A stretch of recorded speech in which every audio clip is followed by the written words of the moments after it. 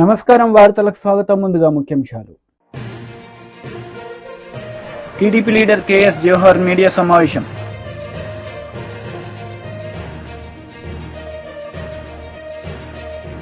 మాజీ మంత్రి Niranjan Reddy press meet. Congress ప్రభుత్వంపై ఫైర్. టీడీపీ లీడర్ మీడియా సమావేశం నిర్వహించారు. ఈ సందర్భంగా పలు అంశాలపై ఆయన మాట్లాడారు. చంద్రబాబు నాయుడు గారి 4,000 పెన్షన్ పెంచిన తర్వాత కూడా ఆయన చంద్రబాబు నాయుడు గారు ఎంత ఇచ్చారంటే 2,845 రూపాయలు ఆయన చేతుల మీదుగా పెంచారు తప్ప మిగతా అందరు కలిసి పెంచిన కేవలం 1,100 చిల్లరే. ఎందుకంటే ఈరోజు పెద్ద ఎత్తున ఈ వృద్ధులు కానీ, వితంతువులు కానీ, దివ్యాంగులు కానీ వీళ్ళందరూ కూడా ఎదురు చూస్తూ ఉన్నారు. గతంలో కూడా ఒంటరి మహిళలకు కూడా పెన్షన్ ఇవ్వాలనే ఒక సామాజిక బాధ్యత చంద్రబాబు నాయుడు గారికే ఉంది. అలాంటి బాధ్యత ఈరోజు చంద్రబాబు నాయుడు గారు అమలు చేస్తూ ఉన్న సందర్భంలో ఈరోజు ప్రజలందరూ కూడా ఒకటే మనవి చేస్తూ ఉన్నాం. ఈ ప్రభుత్వం పూర్తిగా పనిచేసే విధంగా మీరు అందరూ కూడా సహకరించండి, ప్రభుత్వాన్ని దీవించండి. చంద్రబాబు నాయుడు గారు 10 కాలాల పాటు ఈ రాష్ట్రం అభివృద్ధి కోసం తప్పిస్తున్నటువంటి నాయకుడు. అలాంటి నాయకుడికి ఈరోజు అప్పుడే మొదలుపెట్టారు. ఏది పదవి పోయినటువంటి 10 రోజులు కూడా అవ్వలేదు. 10 రోజుల్లోనే ఈరోజు మొదలుపెట్టేసి అది ఎప్పుడు చేస్తావు, ఇది ఎప్పుడు చేస్తావు అని పేరుని నాని లాంటి వాళ్ళు మాట్లాడుతూ ఉన్నారు. సూపర్ 6 గురించి పేరుని నానికి అర్థమైనట్లేదు. ఎందుకంటే ఆ 6 తగిలి పూర్తిగా మెదడు కూడా పాడైపోయి ఏం మాట్లాడుతున్నాడో తెలియనటువంటి పరిస్థితుల్లో ఈరోజు వైకాపా వాళ్ళు ఉన్నారు. వాళ్ళందరికీ ఒకటే చెప్తా ఉన్నా, ఇప్పటికైనా నోరును అదుపులో పెట్టుకోండి, ఈ ప్రభుత్వానికి సహకరించండి. వృద్ధులు, వితంతువులు ఎవరైతే పెన్షన్ కోసం ఎదురు చూస్తూ ఉన్నారో వాళ్ళ జీవితాల్లో వెలుగులు నింపడం కోసం వాళ్ళు బరువు కాదు, ఈ ప్రభుత్వానికి బాధ్యత అనేది చంద్రబాబు నాయుడు గారు గుర్తించారు.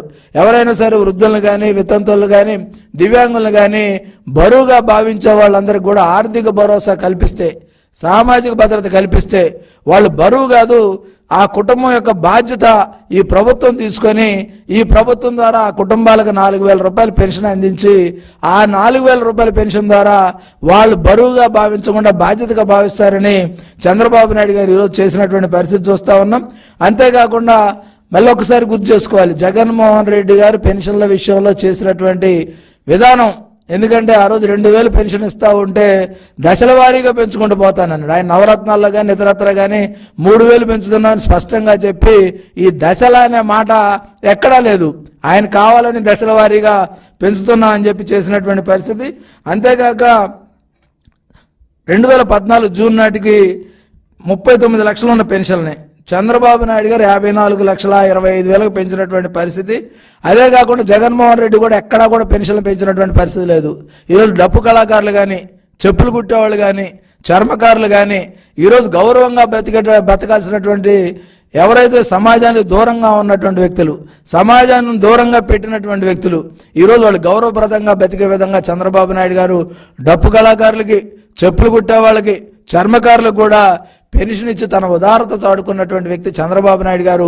ఈరోజు కూడా చంద్రబాబు నాయుడు గారికి మనవి చేస్తూ ఉన్నాం, ఇంకా గుర్తించాల్సినటువంటి డప్పు కళాకారులు కానీ, చెప్పులు కుట్టేవాళ్ళు కానీ, చర్మకారులు కానీ ఎవరైతే గౌరవప్రదంగా ఈ సమాజంలో బ్రతకాలనుకున్నారో వాళ్ళందరినీ కూడా మళ్ళీ కూడా కొంతమందిని యాడ్ చేయాల్సినటువంటి అవసరం ఉంది.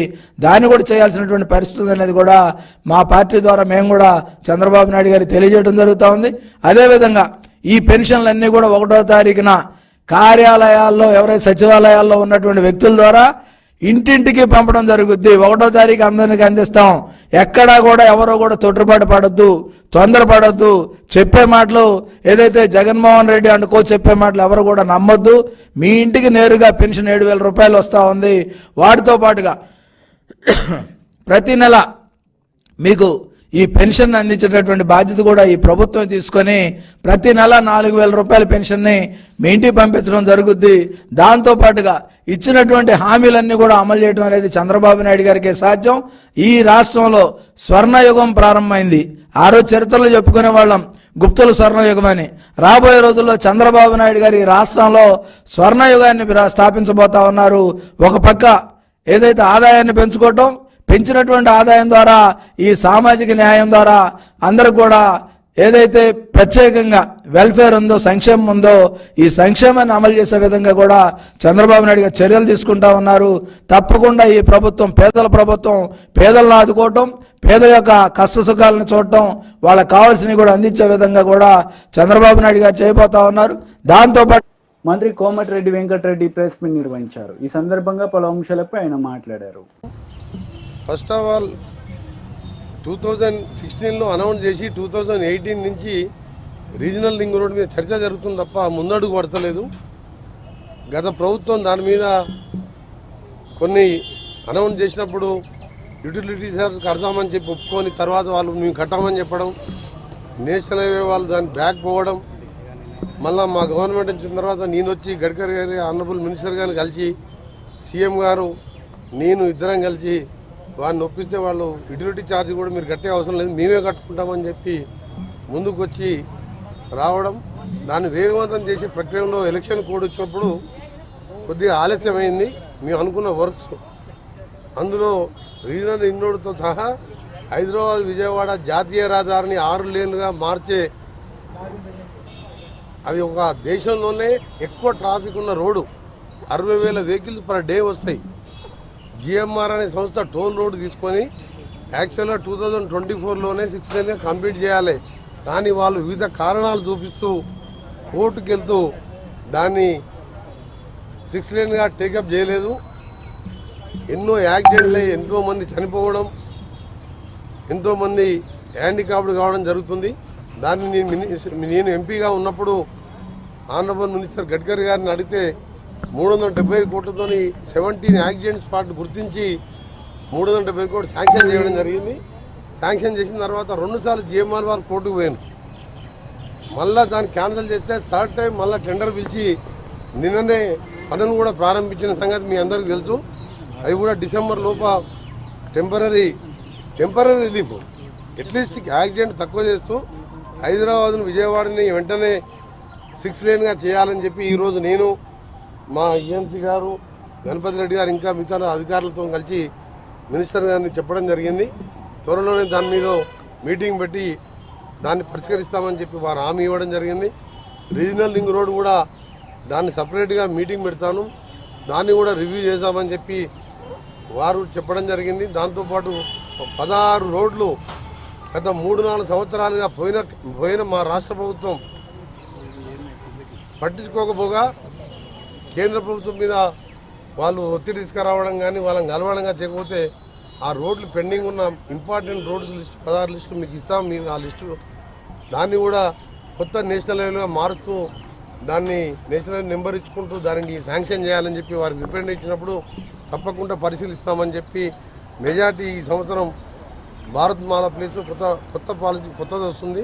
దాని తర్వాత దాన్ని కూడా కన్సిడర్ చేసి మ్యాక్సిమం వర్క్స్ కొత్త నేషనల్ హైవే సిస్టానికి వారు మరొక మీటింగ్ పిలుస్తానని చెప్పి చెప్పడం జరిగింది. ఇంకొకటి హైదరాబాద్లో మీకు తెలుసు ఉప్పల్కి వెళ్ళి గట్కేసర్ పోయే ఫ్లైఓవర్ 5-6 సంవత్సరాల క్రితం స్టార్ట్ అయ్యి ఇప్పటికీ 40% పనులు మాత్రమే పూర్తయింది.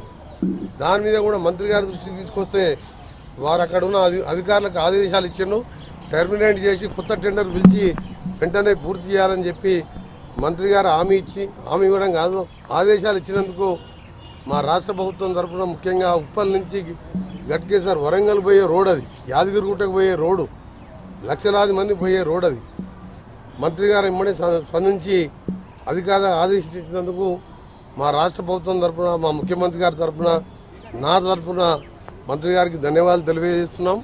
ఇంకా కూడా మిగిలిన విషయాలని కూడా త్వరలోనే పిలిపించుకొని రివ్యూ చేసుకొని పూర్తిగా తెలంగాణకు సహకరిస్తానని చెప్పి మంత్రి గారు చెప్పడం జరిగింది.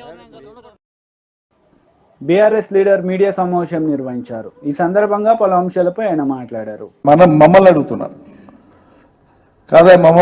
కాదమ్మా మమ్మల్ని అడుగుతున్నారు, ఉన్నది సర్కారు వాళ్ళది కదా అంటే, ఇక మీరు కొట్లాటోళ్ళు కదా అందుకని మిమ్మల్ని అడుగుతున్నాం సార్, మరి మీరే కదా సర్కారును తెచ్చుకుంటే అంటే ఏం చేస్తాం సార్, ఏరి కోరి మొగుడిని తెచ్చుకుంటానంటే వాడు కొట్టినా పడాలి తిట్టినా పడాలి అన్నట్లుంది మా బతుకు అంటున్నారు ప్రజలు.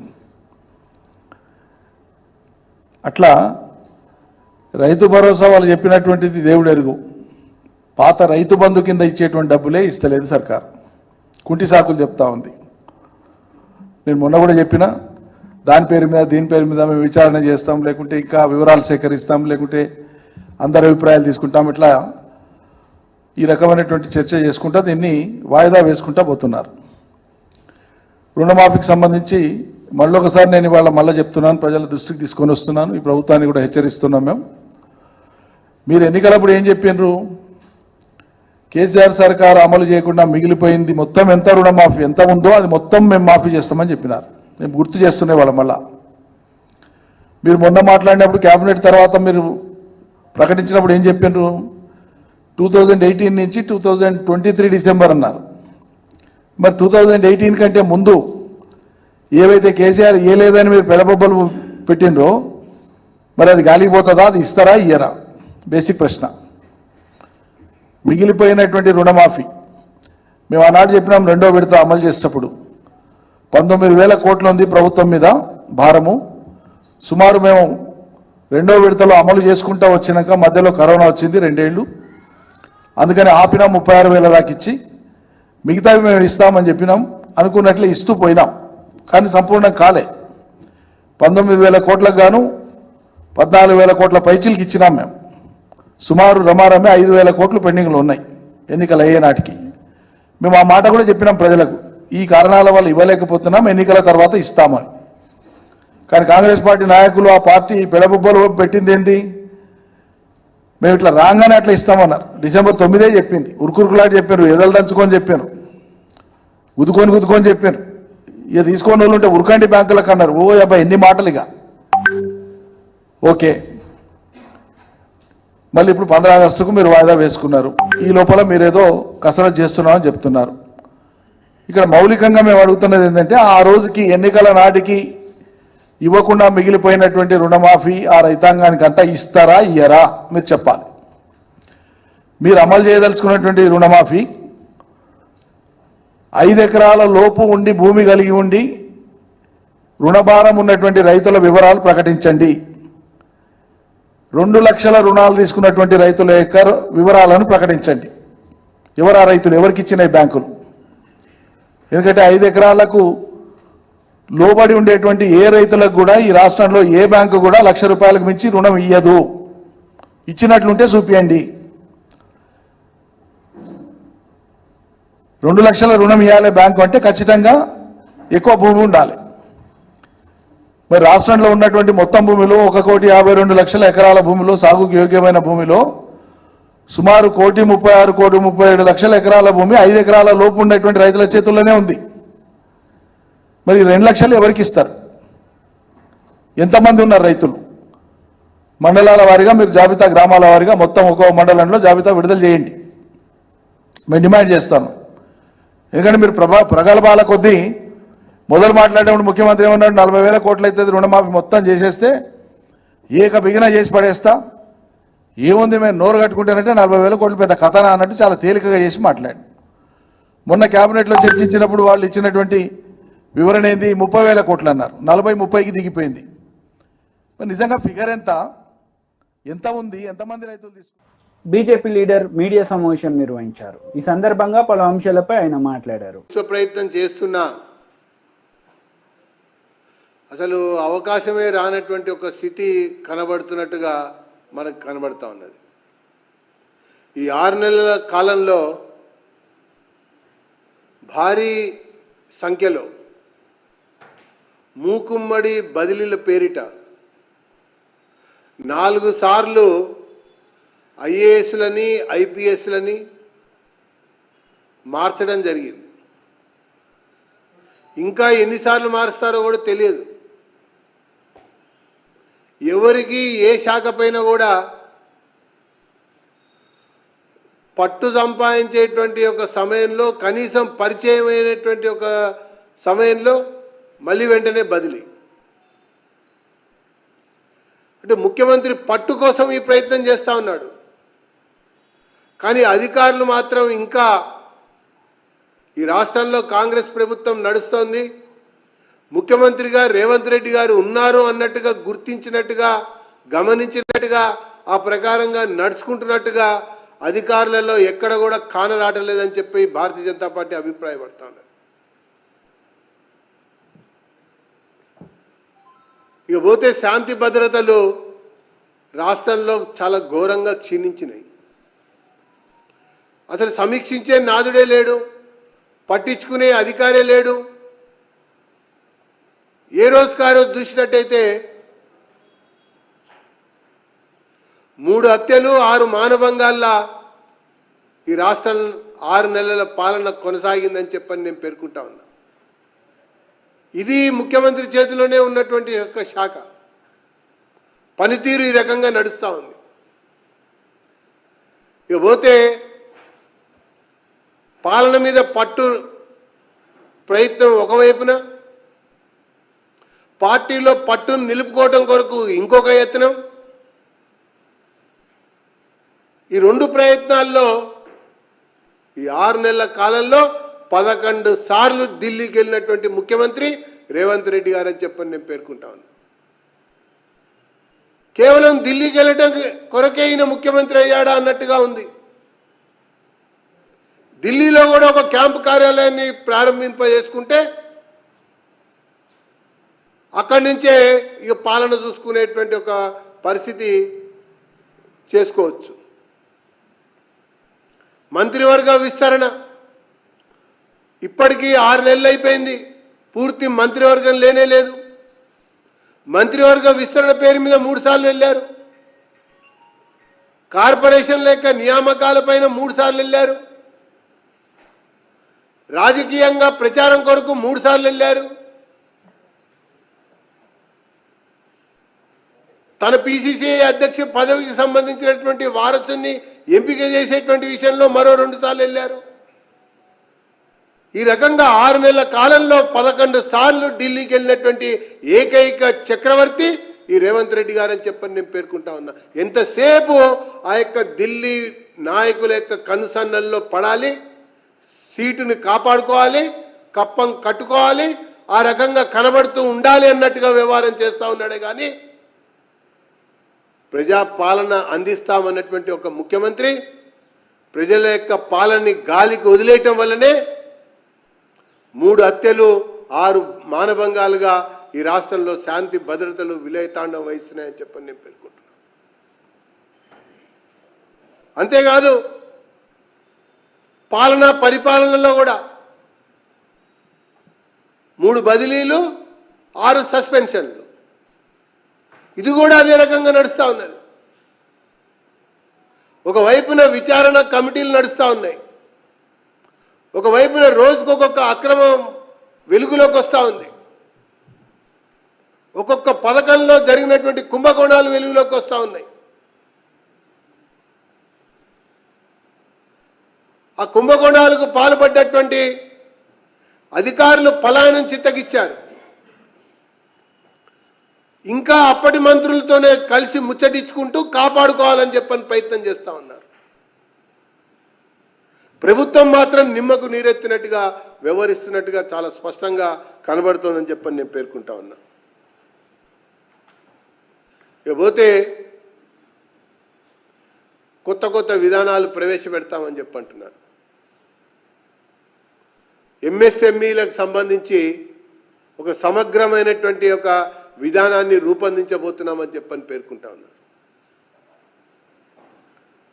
ఈ రాష్ట్రంలో ఉన్నటువంటి కొన్ని వేల ఎంఎస్ఎంఈలకి చెల్లించవలసినటువంటి కోట్ల రూపాయల బకాయిలనే ఈ ప్రభుత్వం ఇంతవరకు చెల్లించకుండా ఇంకా కొత్త విధానం ఏంది ప్రవేశపెట్టేది?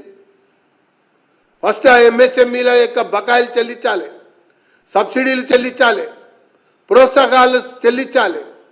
చెల్లించిన తర్వాత సమగ్రమైనటువంటి ఒక అభిప్రాయానికి వచ్చి అప్పుడు ఒక విధానాన్ని రూపొందించుకుంటే బాగుంటుందని చెప్పని నేను పేర్కొంటా ఉన్నా.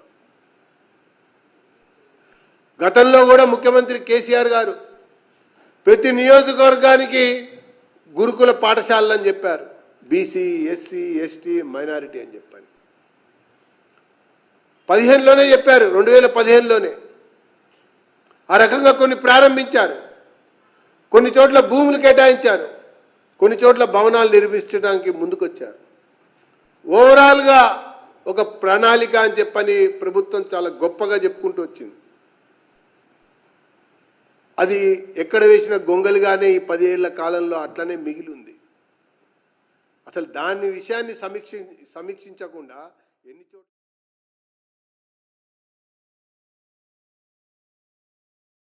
వైసీపీ లీడర్ మీడియా సమావేశం నిర్వహించారు. ఈ సందర్భంగా పలు అంశాలపై ఆయన మాట్లాడారు. భూములు కేటాయించడం కోసం 2016 జూలై 21 నాడున టీడీపీ ప్రభుత్వం జీవో జారీ చేసిన మాట నిజమా కాదా? దయచేసి తెలుగుదేశం పార్టీ వాళ్ళు, మమ్మల్ని విమర్శిస్తున్న వాళ్ళు ఈ జీవోను 2016లో జూలై 21 తారీఖు నాడు మీ పార్టీయే, మీ ప్రభుత్వమే ఇచ్చిన మాట నిజమే కాదా? ఇది ఆ జీవో.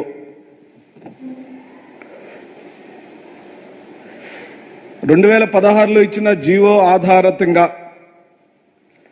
మంగళగిరిలో survey number 392/1, 392/3, 392/4, 392/8, 392/9, 392/10 Atmakur village Mangalagiri మండలం జీవో నెంబర్ 228 22వ తారీఖు 6వ నెల 2017 కేటాయించిన భూమి విస్తీర్ణం 3 ఎకరాల 65 సెంట్లు. 3 ఎకరాల 65 సెంట్లు 2016లో నారా చంద్రబాబు నాయుడు గారి ప్రభుత్వం 21 జూలై 2016లో వారిచ్చిన జీవో నెంబర్ ప్రకారం జాతీయ పార్టీలకు ఎంత భూమి, ప్రాంతీయ పార్టీలకు ఎంత భూమి అని వారిచ్చిన జీవో లెక్కల ప్రకారమే 33 సంవత్సరాలు మాత్రమే లీజుకు ఉండాల్సిన భూములను ఈ మంగళగిరిలో ప్రస్తుతం వారి కేంద్ర కార్యాలయంగా నిర్మించబడిన కార్యాలయం కిందన భూమిని 99 సంవత్సరాలకు లీజుగా ఇచ్చుకున్న మాట వాస్తవమా కాదా? ఇది జీవో నెంబర్ 575.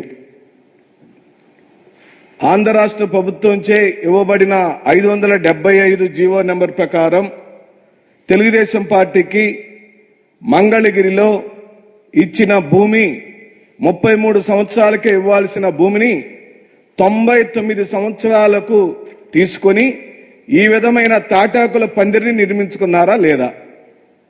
ఆంధ్ర రాష్ట్ర ప్రజలు గమనించండి, ఇది తాటాకుల పందిరి. ఇది భవనం కాదు, ఇది అంతస్తు కాదు, ఇది ప్యాలెస్ కాదు. వారు మమ్మల్ని ప్యాలెస్ అంటున్నారు. సంతోషం. మేము మా జగన్మోహన్ రెడ్డి గారు క్వాలిటీ విషయంలో కానీ, భవన నిర్మాణం అందం విషయంలో కానీ, గాలి వెలుతురు బాగా వచ్చే విషయంలో కానీ ఎక్కడా రాజీ పడలేదు. ఆయనకి సుందరమైన భవనాలను నిర్మించాలని ఆశపడ్డాడు, కోరుకున్నాడు. కాబట్టే ప్రభుత్వ భూమైన ఋషికొండలో కూడా సుందరమైన భవనాలే నిర్మించాడు. అది ప్రభుత్వం యొక్క ఆస్తి. ఇది ఏమని చెప్పాలి ఇప్పుడు మేము?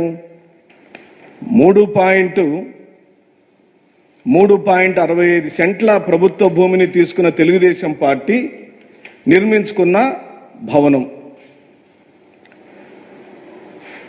ఇది తాటాకుల పందిరా, గుడిస, తాత్కాలికంగా తీసుకున్న రేకుల షెడ్డా, పెంకుటిల్లా? ఇదే ఆంధ్ర రాష్ట్ర ప్రజలు గమనించమని నేను కోరుకుంటున్నాను. ఇకపోతే ఇంకొక చోట కూడా వారు వైఎస్ఆర్ కడప జిల్లాలో, ఈ వివరాలన్నీ మీకు నేను కాపీ ఇస్తానండి. వైఎస్ఆర్ కడప జిల్లాలో survey number 295/1A 1B Nagarjunapalli విలేజ్లో కడప మండలంలో జీవో నెంబర్ 279 డేటెడ్ 27/2015 33 ఏళ్లకు 1000 రూపాయల చొప్పున తీసుకున్నారు. మంగళగిరి భవనానికి కూడా వాళ్ళు కేటాయించుకున్న లీజు విలువ 99 ఏళ్లకు 1000 రూపాయలేనండి. తాడేపల్లిలో మేము పెట్టుకున్న అప్లికేషన్లో కూడా చంద్రబాబు నాయుడు 2017లో ఇచ్చిన జీవో, 2016లో ఇచ్చిన జీవో ప్రకారమే మేము కూడా భూములను ఆంధ్ర రాష్ట్ర ప్రభుత్వాన్ని వైఎస్ఆర్ కాంగ్రెస్ పార్టీ జిల్లా అధ్యక్షులు అప్లికేషన్ రూపంలో అడిగారు. ప్రభుత్వం శాంక్షన్లు ఇచ్చిన తదుపరి మాత్రమే మేము ముందుకు వెళ్ళటం జరిగిందని మీ ద్వారా నేను మనవి చేస్తూ, ఇక్కడ వార్తలు ముగించే ముందు ముఖ్యాంశాలు మరోసారి. TDP leader KS Jawahar media సమావేశం.